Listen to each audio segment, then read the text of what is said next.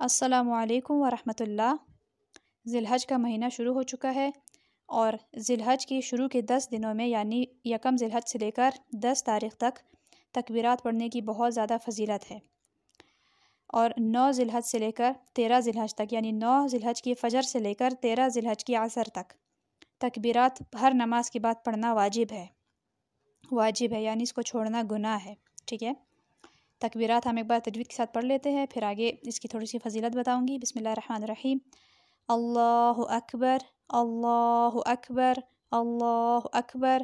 لا الہ الا اللہ، اللہ اکبر اللہ اکبر وللہ الحمد، اللہ اکبر اللہ اکبر اللہ اکبر، لا الہ الا اللہ، اللہ اکبر اللہ اکبر وللہ الحمد۔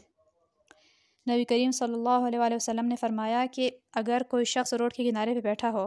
اور اس کی جیب میں یعنی اس کی جھولی میں اس کے پاس بہت سے سونے کے دینار ہو، ٹھیک ہے، اور وہ ہر گزرنے والے شخص کو سونے کا دینار دے رہا ہو، یعنی وہ اتنا صدقہ خیرات کر رہا ہو کہ ہر گزرنے والے شخص کو وہ سونے کے دینار دے رہا ہے، ٹھیک ہے، ان 10 دنوں میں، اور وہیں ایک دوسرا شخص بیٹھا ہے، وہ بیٹھا ہوا صرف تکبیرات پڑھ رہا ہے، یعنی یہ کلمات پڑھ رہا ہے، تو آپ صلی اللہ علیہ وسلم نے فرمایا کہ وہ تکبیرات پڑھنے والے کا ثواب اس صدقہ کرنے والے کے ثواب سے زیادہ ہے۔ ایک اور حدیث میں آتا ہے کہ اللہ تعالیٰ کو اس 10 دنوں سے زیادہ،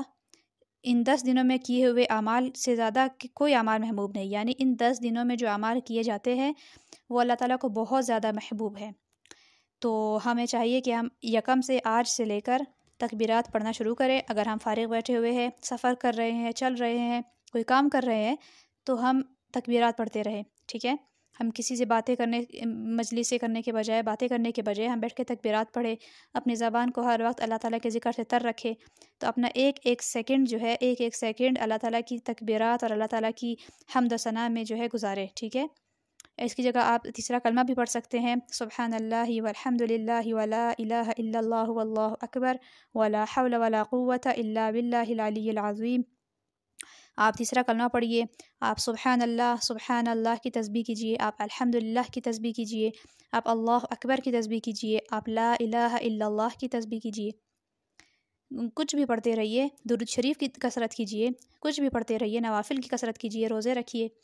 لیکن ان 10 دنوں کو ضائع نہ ہونے دیجیے، اچھی طرح سے اس میں عبادت کریں، ایک سیکنڈ کو جو ہے وہ اپنا قیمتی بنائے، قیمتی سمجھے، اور اس میں جو ہے فائدہ اٹھا لیجیے، ٹھیک ہے۔ اور یہ تکبیرات جو ہم نے ابھی پڑھی ہے، اس کو بالکل تجوید کے ساتھ آرام سے سمجھ کر، اس کے معنی کو دماغ میں رکھ کر پھر پڑھا کرے، ٹھیک ہے۔ اس طرح ہمیں بہت سی اللہ تعالیٰ کی رحمتیں اور نعمتیں انشاءاللہ حاصل ہوگی۔ وما علینا الا البلاغ۔ اپنا بہت سارا خیال رکھیے گا، مجھے اپنی دعا میں یاد رکھیے گا۔ اللہ حافظ۔